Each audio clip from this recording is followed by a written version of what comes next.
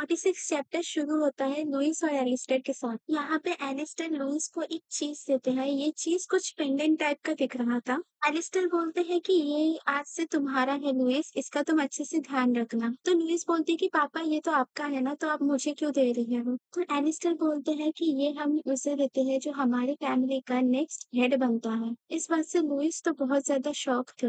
इस चीज के साथ एक प्रोफेसी जुड़ी हुई है जो कि हमारे वंश में परंपरा के तौर पे चली आई हुई है। बोला जाता है कि हमारे वंश में एक ऐसा बच्चा जन्म लेगा जो इस डिवाइन बीस्ट को अवेकन करने में बहुत ज्यादा मदद करेगा और इस राज्य में खुशियां लेके आएगा। इसकी वजह से मेरे पापा और उनके पापा परंपरा को फॉलो करते हुए नेक्स्ट जनरेशन को ये चीज हम पास आउट करते हैं। पर जितने लोगों को ये चीज हमने परंपरा के हिसाब से पास आउट किया है, कोई भी इसे अवेकन कर नहीं पाया है। भले ही उनके पास उस डिवाइन एनर्जी की ताकत क्यों ना हो, बस डिवाइन बेस्ड होने से आप डिवाइन पावर को कंट्रोल नहीं कर सकते। और बोला जाता है कि इस चीज के अंदर एक एग है जो कि खुद एक डिवाइन बेस्ड है। ये बात लुइस के लिए बहुत ज्यादा शॉकिंग थी, तो उसके हाथ से ना वो चीज गिर जाती है। यहाँ पे लुइस बहुत ज्यादा शॉक थी और एलिस्टर से ये पूछती है कि अगर वो भी इस डिवाइन बीस्ट को अवेक नहीं कर पाई तो फिर क्या होगा? तो एलिस्टर यहाँ पे शांति से लुइस को ये रिप्लाई करते हैं कि तुम ये चीज को नेक्स्ट हायर को इनहेंट कर देना जैसे मैंने तुम्हें किया है और मेरे पापा ने मुझे किया था। तुम इस चीज को लेके ज्यादा चिंता मत करो लुइस, ओके? लुइस यहाँ पे प्रॉमिस करती है और बोलती है इस चीज का वो अच्छे से ख्याल रखेगी। आई मीन डिवाइन बीस्ट का जो एक है उस चीज की बात कर रही हूँ। तो अगले सीन में यहाँ पे दो ट्विंस को दिखाया जाता है जहाँ पे दो ट्विंस ना लुइस के साथ सोने के लिए जबरदस्ती कर रहे थे और लुइस भी ये बात मान जाते हैं और लुइस की जो सर्वेंट है उससे बोलती है कि आप जाने दो, कोई बात नहीं, इन लोगों को मेरे साथ ही सोने दो आज। तो वो सर्वेंट बस कुछ नहीं बोलती और वहां से चली जाती है और ये तीनों एक साथ में बेड पे सो जाते हैं। और यहाँ पे ये बात चल रही थी कि नेक्स्ट डे पे क्रिसमस आ रहा है तो माउंटेन पे जाके इन लोगों को एक बड़ा सा ट्री लाना था। कान बोलता है कि हमारे पास आयरन नाइट है तो हम उन लोगों के पास जाके हेल्प मांग सकते हैं। लुइस बोलती है कि क्या हम ये कर सकते हैं? तो यहाँ पे करीना बोलती है कि हाँ, वो लोग बहुत ज्यादा ताकतवर और स्ट्रांग है, वो हमारी मदद जरूर करेंगे। लुइस यहाँ पे थोड़ी सी सोच में पड़ जाती है और बोलती है कि मुझे नहीं पता कि ये आयरन नाइट कैसे होते हैं। कान यहाँ पे आधी नींद में बस ये बोलता है कि वो लोग बहुत ज्यादा बदबूदार होते हैं। बट लुइस यहाँ पे थोड़ी सी टेंशन में थी। वो सोच रही थी कि कैसे लुइस उन लोगों के साथ बात करेगी ताकि सब कुछ ठीक ठाक हो जाए। अगली सुबह लुइस जाती है ट्रेनिंग ग्राउंड पे आयरन नाइट से मिलने के लिए। यहाँ पे सभी लोग बस ट्रेनिंग कर रहे थे और लुइस देख के बहुत ज्यादा इम्प्रेस हो गई थी। लुइस यहाँ पे हंसते हुए सभी नाइट को ग्रीट करती है और गुड मॉर्निंग बोलती है। बट यहाँ पे जो सारे नाइट थे लुइस को देख के बड़ा शॉक हो जाते हैं। इन लोगों के बीच में से एक बंदा बाहर आता है और ग्रीट करता है लुइस को और बोलता है कि हेलो यंग मिस, मैं यहाँ का डिप्टी कमांडर हूँ।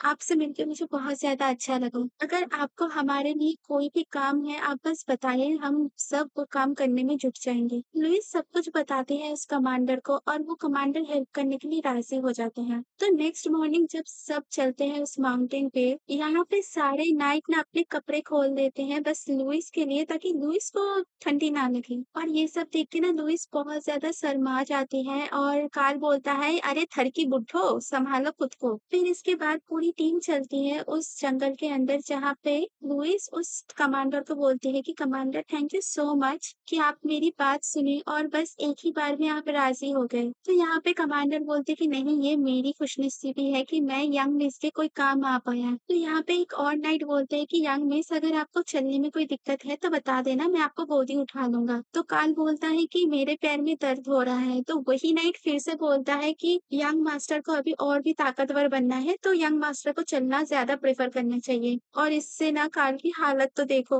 इसके बाद ना उस जंगल के अंदर से एक बहुत बड़ा हवा का झोंका आता है। लुइस उस कमांडर से पूछती है कि ऐसा अचानक से क्या हो गया, पूरा माहौल शांत सा हो गया है। हमारे जो कमांडर हैं उनकी हालत तो देखो, बहुत ज्यादा डर गया है ऐसा लगता है। लुइस भी इस बात को अच्छी तरीके से नोट करती है कि उसकी कमांडर जो है ना थोड़ा सा डर चुके हैं। और यहीं पे हमारा 46 चैप्टर खत्म हो जाता है। 47 चैप्टर की शुरुआत में हमें ये दिखाया जाता है कि वो कमांडर ना लुइस से माफी मांगता है कि वो गलत रास्ते पे लुइस को लेके चला आया। बट यहाँ पे लुइस बोलती है कि आपने गलती की इसलिए मुझे इतना खूबसूरत नजारा देखने को मिल रहा है। तो तो यहाँ पे वो कमांडर बोलते हैं कि पता है मैंने सुना है इस माउंटेन पे ना एक ड्रैगन रहते हैं। तो ये सुन के ना लुइस थोड़ी-सी शॉक हो जाती है। लुइस यहाँ पे बोलती है कि अगर ड्रैगन हमारे सामने आ जाए तो क्या मुझे उसको इंट्रोड्यूस करना चाहिए? और ये बात सुन के कमांडर थोड़े से ना मतलब शॉक में पड़ जाते हैं। कमांडर बोलते हैं कि हमें ऐसा नहीं करना चाहिए ड्रैगन के सामने पहली बात तो, बल्कि हमें ड्रैगन के सामने अलर्ट रहना चाहिए ताकि हम खुद को बचा सकें। तो कमांडर यहाँ पे बोलते हैं कि यंग मिस क्या आपको पता है कि यहाँ पे अगर कोई भी इंसान भटक जाता है तो नीना उसे उठा के हमारे पैलेस में लेके आती है और उस इंसान का जान भी बचाती है ना नीना कमाल की? तो लुइस बोलती है कि हाँ मुझे पता है क्योंकि नीना ने मेरी जान भी ऐसे ही तरीके से बचाई थी। और लुइस लीना को ना फिर से शुक्रिया बोलती है और उसे बहुत प्यार करती है, जबकि नीना भी बहुत ज्यादा खुश थी लुइस के साथ। तो हमारे बड़े भाई यहाँ पे आ जाते हैं और बोलते हैं कि लुइस ज्यादा दूर मत जाना, ओके यहीं पे पास पे रहना। तो यहाँ पे कमांडर लुइस को कुछ बोलने की कोशिश करते हैं पर लुइस का ध्यान ना कहीं और पे चला जाता है जहाँ पे उसे ना कुछ आवाजें सुनाई देती हैं। लुइस देखती है कि एक बर्ड ना कंटिन्यूअसली सोल्जर के साथ फाइट करती है और कुछ तो बोलती रहती है। और ये बर्ड ना बहुत ज्यादा खूबसूरत थी जो कि लुइस को बहुत ज्यादा पसंद आती है। और वो बर्ड जैसे ही लुइस को देखती है वो बर्ड बोलती है कि मेरा बच्चा है मुझे वापस करो। ये बोल के वो बर्ड ना लुइस के ऊपर हमला कर देती है। पर चिंता की कोई बात नहीं है, कमांडर उसे बचा लेते हैं और उस बर्ड को ना थोड़ा दूर धकेल देते हैं। लुइस बोलती है कि ये बर्ड ने अभी बात करी है मुझसे, बट कोई भी लुइस की बात नहीं मानता क्योंकि ऐसा कैसे हो सकता है कि बर्ड बात कर सकता है, लुइस वो बात समझ सकती है। बट लुइस ना उस बर्ड के पास जाती है और बोलती है कि तुम्हें तुम्हारा बच्चा चाहिए है ना? तो वो बर्ड बोलती है कि हाँ मेरा बच्चा जो तुम्हारे गले पे लटक रहा है। लुइस को पुरानी बात याद आ जाती है जहाँ पे उसके पापा बोलते हैं कि ये एक एग है और इसे संभाल के रखना चाहिए। तो लुइस अपने गले से वो पेंडेंट निकाल के ना उस बर्ड को दिखाती है, बोलती क्या यही तुम्हारा बेबी है? और वो बर्ड जैसे ही वो एग को देखता है वो चिल्ला पड़ता है कि हाँ यही मेरा बेबी है, यही मेरा बेबी है, मुझे वापस कर दो। और जैसे ही वो बर्ड उस पेंडेंट को छूती है वहां से ना एक लाइट निकलता है और पीछे से ना लीना आ जाती है जो अपना मुंह उसके पीछे खोलती है और वो बर्ड ना ऐसे डर के भाग जाती है। यहाँ पे लुइस बोलती है कि लीना उसे डराओ मत प्लीज। तो लुइस ना उस बर्ड से उस एग के बारे में पता करने की कोशिश करती है और वो बर्ड ना ऐसे रिप्लाई करता है कि ये एक 300 साल पहले उस बर्ड के पास था और ओनली 100 ईयर तक वो एग को वो अपने पास रख पाई थी। उसके बाद जो एम्परेटर मेंबर थे उसके पास से वो एग चुरा लेता है और तब से ये बर्ड उसके एग को ढूंढ ही रही है। तो लुइस बोलती है ये जो भी चीज है हमारी फैमिली में जेनरेशन टू जेनरेशन ये चीज पास आउट होता रहता है। और यहाँ पे लुइस बहुत अच्छी तरीके से समझाने की कोशिश करती है कि ये एक लुइस ने चुराया नहीं है बल्कि उसे अपने फैमिली के जेनरेशन वाइज जेनरेशन रूल से मिला है। लुइस ये एक ना उस बर्ड को वापस कर देती है कि तुम्हारा एग है तुम रख लो, मुझे कोई प्रॉब्लम नहीं है। वो बर्ड बोलता है कि ये मेरा एग है और मैं इसे किसी को नहीं देने वाला, तुम जैसे स्नेक को भी नहीं। तो लुइस बोलती है कि स्नेक का मतलब क्या है अभी? तो वो बर्ड बोलती है कि जो स्नेक है उसी ने मेरा बेबी चुराया था सबसे पहले। तो यहाँ पे वो बर्ड और ज्यादा चिल्लाने लगती है कि क्या से पता होगा तुम्हें, तुम्हारा बेबी तो नहीं गया है ना, मेरा बेबी गया है, मैं कितना दुखी था, कितना जगह मैंने इसको सर्च किया है। तो लुइस को यहाँ पे उसके पापा के साथ रीयूनियन वाला चीज जो होता है ना वो याद आ जाता है कि वो भी अपने पापा के बिना तो इतने सालों तक रही थी। तो वो बर्ड लुइस से ये पूछती है कि क्या तुम फिर से मेरा बेबी मुझसे छीन लोगी? तो लुइस बोलती है कि नहीं ऐसा कुछ भी नहीं होगा, ये तुम्हारा बेबी है ना तो ये तुम्हारे पास ही रहेगा। तो लुइस पूछती है कि अब तुम इस बेबी के साथ कहाँ जाने वाले हो? तो जैसे ही ना वो बर्ड बोलता है कि मैं तो अपने पेड़ पे जाऊंगा और मैं अपने बेबी के साथ रहूंगा, वैसे ही लुइस दिखाती है कि क्या वो तुम्हारा पेड़ है जो इन लोगों ने काट डाला है। और इस बर्ड का रिएक्शन कुछ ऐसा था कि उसकी तो सिट्टी बिट्टी ही गुल हो गई है। और ये सब देख के ना वो बर्ड अब तो डिप्रेशन में ही चला जाता है पूरी तरीके से।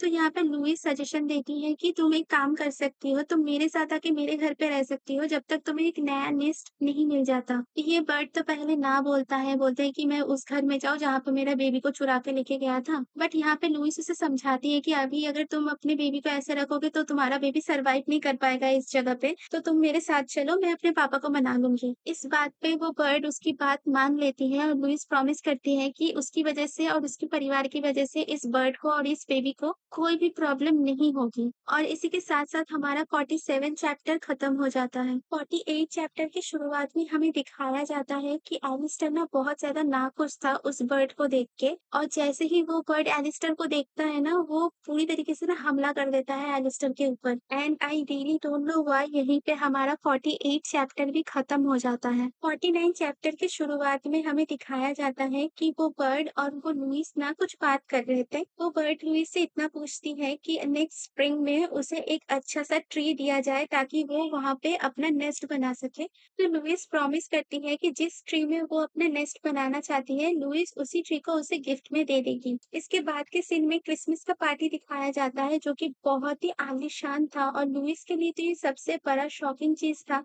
क्योंकि लुईस ने कभी ऐसी बड़ी पार्टी देखी ही नहीं थी। लुईस उस बर्ड की ओर देखती है और बोलती कि राय, क्या तुम मेरे साथ इस पार्टी में शामिल होना चाहोगे? तो राय बोलती है कि नहीं, मुझे आने में कोई इंटरेस्ट नहीं है। तो लुईस बोलती है कि अच्छा-अच्छा खाना मिल सकता था, बट कोई बात नहीं, तुम अगर नहीं आना चाहो तो। और ये सुन के ना राय एकदम से बदल जाती है और बोलती है कि नहीं-नहीं, चलो ना, पार्टी में चलते हैं, मज़ा करते हैं, खाना-वाना मिलेगा, है ना? बहुत अच्छी बात है।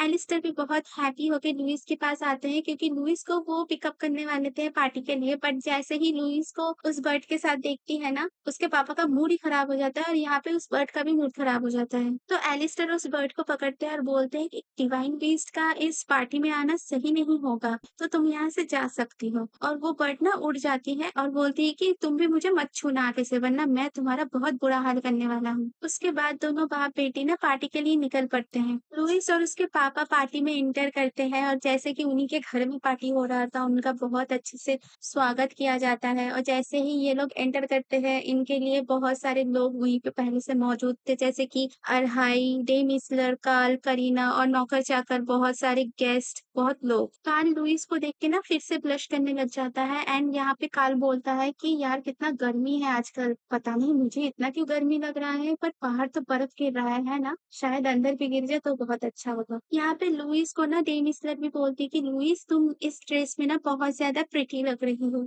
और ये बर्ड एक डिवाइन बीस्ट है ना? तो लुईस बोलती कि हाँ, इसका नाम राय है, बट आई थिंक राय को डे मिसलर भी पसंद नहीं आई है। तो राय यहाँ से ना उड़ जाता है बकवास ना सुन के। पार्टी बहुत अच्छे से गुजर रही थी, पर यहाँ पे लुईस एलिस्टर से पूछती है कि फादर पैट्रिक कहाँ है पापा? एलिस्टर बोलते हैं कि तुम चिंता मत करो, कभी भी फादर पैट्रिक यहाँ पे आ सकते हैं। उसी टाइम फादर पैट्रिक आते हैं और बोलते हैं कि शायद मैं थोड़ा-सा लेट हो गया, है ना? यहाँ पे लुईस फादर पैट्रिक से बात करती है, अपने पापा से बात करती है अच्छे से, एंड देन उसके पापा बोलते हैं कि मुझे किसी बिज़नेस के मामले में बात करना है, तो तुम अपना टाइम अपने दोस्तों के साथ बिताओ और अच्छे से एन्जॉय करो, ओके? तो ये बोल के एलिस्टर वहाँ से चले जाते हैं। इसके बाद हमें दिखाया जाता है कि पार्टी में हर कोई मज़ा कर रहा है, अरहाई, Karl, Karina, Tim Isler, Father Patrick, Alistair, even commander और लीना भी। और इस चीज़ से सबसे ज़्यादा खुश लुईस थी, क्योंकि उसके हिसाब से सबकी खुशी सबसे ज़्यादा मैटर करती है। और एक टाइम के लिए लुईस को ऐसा फ़ील होता है कि उसकी माँ आ गई है उसके पास और उसे बोल रही है कि लुईस, अपने आप को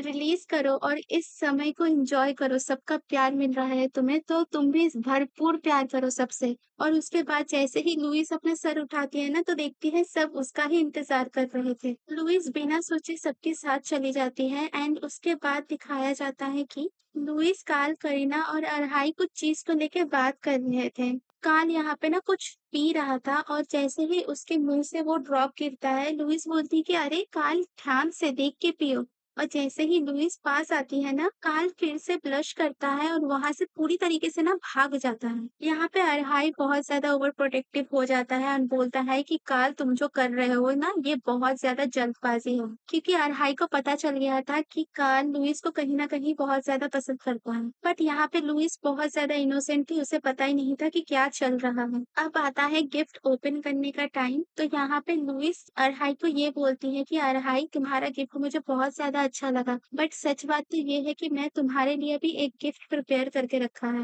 अरहाई जैसे अपना गिफ्ट ओपन करता है, उसे दिखता है कि एक फेदर पेन और एक इंक है वहां पे।